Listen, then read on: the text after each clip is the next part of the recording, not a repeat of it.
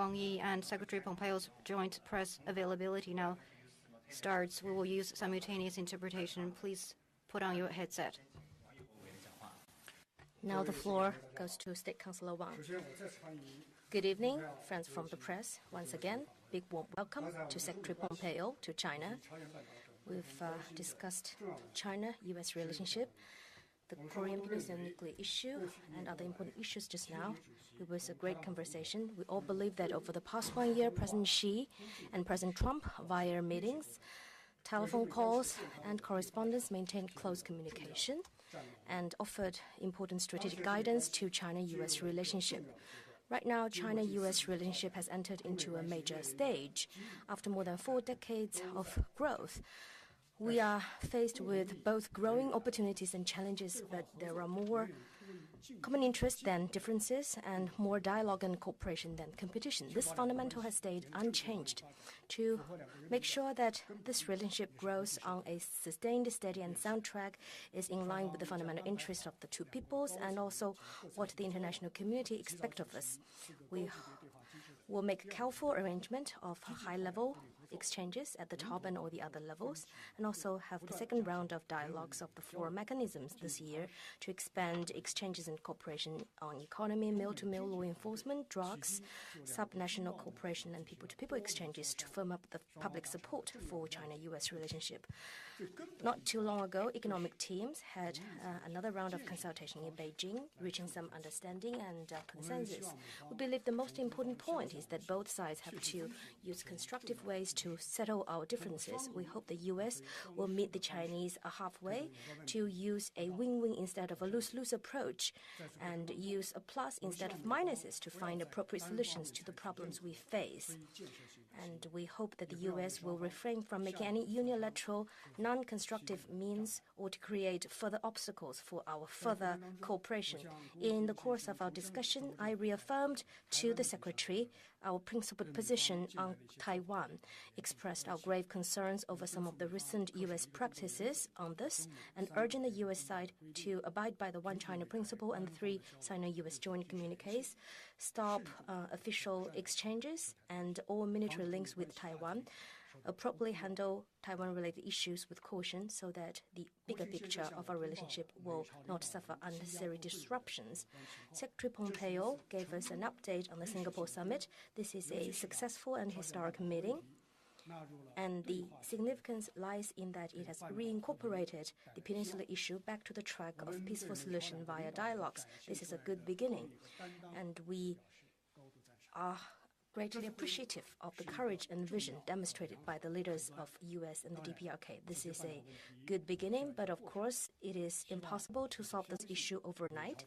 We hope and believe that the two sides will follow through on the agreement reached at the summit, continue to meet each other halfway, carry out vigorous interaction, and follow through on the following consultation. And this is a process that calls for the participation of all parties. China is ready to work with U.S., the DPRK, and all relevant parties closely to promote dialogue and establish a peace mechanism on the peninsula and make our due contribution to the settlement of the issue. Thank you. Now the floor is to Secretary Pompeo. Good evening. I'm delighted to be with you, Councillor Zhang. It's the second time we've had the chance to meet. First in Washington and now here. And it's great to make my first trip to China as the United States Secretary of State. I want to thank all of our Chinese hosts for their incredible hospitality. I also want to thank China and President Xi for his role in helping bring North Korea to the negotiating table and for its continued support as we work to achieve the complete, verifiable, and irreversible denuclearization of North Korea. This is my third country that I've had the chance to speak with today. Each has reinforced 3 important things that happened in Singapore. First, the commitment to a fundamentally changed relationship. Japan, the Republic of Korea, and now China have all acknowledged that we have turned the corner, that we have begun a process away from the threat of war and towards peace on the peninsula. Each of those 3 countries, too, has acknowledged the importance of the work that President Trump has undertaken and the commitments that Chairman Kim has made towards that very end, to achieve that denuclearization. And each of those three countries has also acknowledged that it is important that the sanctions regime that is in place today remain in place until such time as that denuclearization is in fact complete.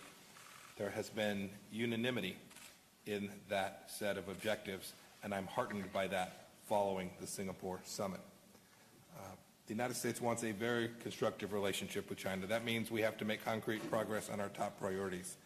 We've seen the power that comes when the United States and China do work together, when we don't treat the relationship as being zero-sum. We're stopping the flow of illegal opioids together, and this will save countless American lives, and we are deeply appreciative of China's support.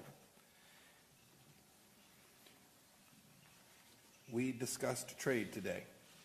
Our deficit with China is still too high. I stress how important it is for President Trump to rectify that situation so that trade becomes more balanced, more reciprocal, and more fair, with the opportunity to have American workers be treated fairly. We had good and constructive discussions.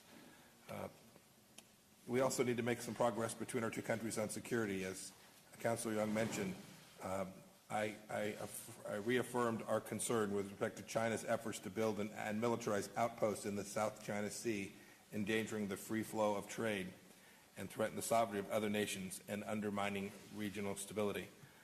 I urged Councilor Young, and he confirmed China's willingness to resolve these disputes in a peaceful way without resort to threats, coercion, or intimidation. I am confident that we can continue to work together towards that end. When our two countries disagree, our two countries will speak up and firmly stand for each of our people. Our values, including the respect for human rights and religious freedom and the rule of law, are important. When we cooperate, the United States and China can make great progress. There is much work ahead for our two countries. I am committed to working with you and with China to achieve those objectives. Thank you. Thank you. Now the floor is open for questions. Please only ask one question. CCTV. My question goes to State Councilor Wang.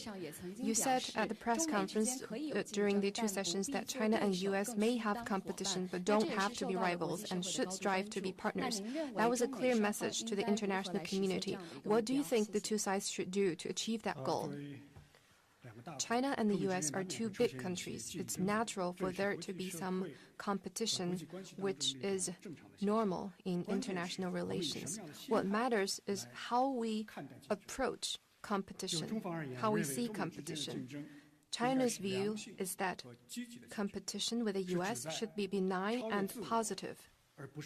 It is about exceeding one's own limits than replacing each other. We should let competition drive cooperation and produce win-win outcomes through cooperation. Only by so doing will we serve the interest of our two countries and shoulder our obligations to the world. Next year, we will celebrate the 40th anniversary of diplomatic relations, which will be an important juncture in bilateral relationship. China will work with the U.S. to follow through on the important agreements of our president, respect each other, focus on cooperation, and manage differences. Like Mr. Secretary said, this is not a zero-sum game. When we cooperate, we can make great progress. We should make 2019 a year characterized by greater mutual trust, broadened exchanges, and deepened cooperation. We need to step up all-round cooperation and unlock and contribute more positive energy to this relationship and contribute more to world peace and development. In the meantime, we also need to respect each other and on that basis properly handle sensitive issues and differences and remove the stumbling blocks in the growth of bilateral relations. At the moment, it is particularly important to step up communication to avoid new disturbances. Such efforts will help to increase the impetus and remove obstacles in the growth of bilateral relations that would lay a more solid foundation for the sound and steady growth of bilateral relations in the next 40 years and open up greater prospects. Thank you. Next question goes to Michael Gordon from the Wall Street Journal. Keep it to one question, if you would, please. Thank you. Okay. A question for State Councilor Wang. The United States has taken the position that North Korea should take major steps to dismantle its nuclear weapons and forces in a short period of time, in 2.5 years.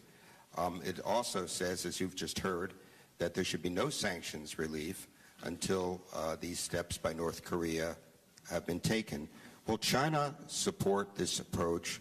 Will China press North Korea to take disarmament steps in the next 2 years? And will it pledge to withhold any sanctions relief until these steps by North Korea are carried out?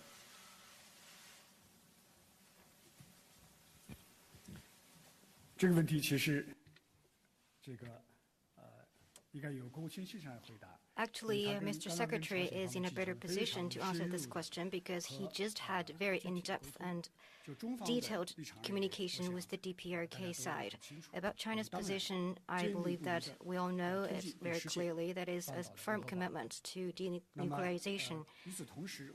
At the same time, we believe that it is important to address the legitimate concerns of security of the DPRK. That is a peace mechanism on the Korean Peninsula. We believe that all the parties, including China, the DPRK, and the United States, are agreed on that goal. That is also part of the joint statement signed by the two leaders themselves. That is the most important provision of that joint statement. As to how denuclearization will proceed, its modalities and steps, just as Secretary Pompeo said, that will be worked out through more detailed and specific consultations going forward. And China stands ready to play its constructive role in that process. Thank you. May I add to that? State Councilor Wang and I had a good constructive discussion on these very topics. With respect to the pace at which the denuclearization will take place, I think we both agree that we need to do it as timely fashion as is possible to achieve the outcomes, and that the security assurances that we've talked about are provided at times that are appropriate. We also talked at some length about the sanctions. China has reaffirmed its commitment to honoring the UN Security Council resolutions. Those have mechanisms for relief contained in them, and we agreed that at the appropriate time that those would be considered. But we have made very clear that the sanctions and the economic relief that North Korea will receive will only happen after the full denuclearization, the complete denuclearization of North Korea. 谢谢。下一个问题，凤凰卫视记者。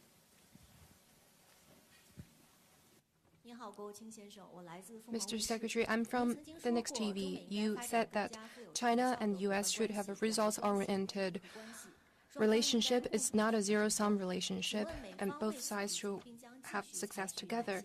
What will the U.S. do specifically towards that end? Thank you. So there are many ways that we'll achieve that. Among the most important of them is we continue sound strategic dialogue between our two nations, so that where there are places where we disagree, we iron out those differences, and that we express our interests very clearly and work towards the peaceful resolution of those conflicts. Make very clear. There are many things today where China and the United States work very closely together that improve the lives for the citizens of each of our two countries. I mentioned a couple of them in my opening remarks. We'll continue to work alongside of those, on each of those. There are many, many places where our two nations are far better off working together in concert and aligned, as opposed to working at interests that diverge. And I am committed to working with Councilor Wang to achieve those in every venue where our two nations operate.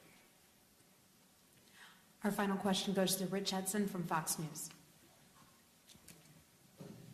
Thank you very much. Mr. Secretary, how confident is the United States that it knows the extent of the North Korean nuclear program, and how confident are you in North Korea's willingness to divulge that information? And to both of you, Mr. Foreign Minister, Mr. Secretary, did you discuss the suspected attacks on American diplomats here, and have you learned any new information regarding what could be causing them? So let me answer each of those two questions. I'll take your second question first. The issue with respect to the American Foreign Service officer who suffered a health incident here was raised. I asked the Chinese to continue to cooperate with us to try and figure out how that happened, how it came to be, and to work with us to conduct an investigation sufficient that we can prevent it from happening again. I raised the issue, and Councillor Wang was kind in saying that he has provided and will continue to provide full support to ensuring that Americans serving here as diplomats will continue to be safe and secure. And I thank him very much for that. With respect to the scope and scale of the North Korea nuclear program, I don't want to get into the details of our intelligence precisely, but we have a reasonable understanding. It is incredibly important that we get a full understanding of that as quickly as possible, and as part of the efforts that will be undertaken in the week and weeks ahead, we will work with the North Koreans to come to have a fuller understanding of that so that we can begin to execute together the commitments that President Trump and Chairman Kim made. They made real commitments to denuclearize, each of them. And President Trump made a commitment that he would provide security assurances that were commensurate with that. Those are firm commitments that the two leaders made, and an understanding of the program as a piece of what will ultimately lead to our capacity to verify that full and complete denuclearization has actually taken place. On the so-called sonic attack, we've been staying in communication between our two sides. Just now, Mr. Secretary mentioned that China has all along and will continue to protect the lawful rights and interests of all diplomats in China, including those from the U.S., in accordance with law. We have done some serious investigation. What I can tell you is that we haven't found any cause or lead that have triggered such a condition. We will stay in communication with the U.S. to properly handle this issue.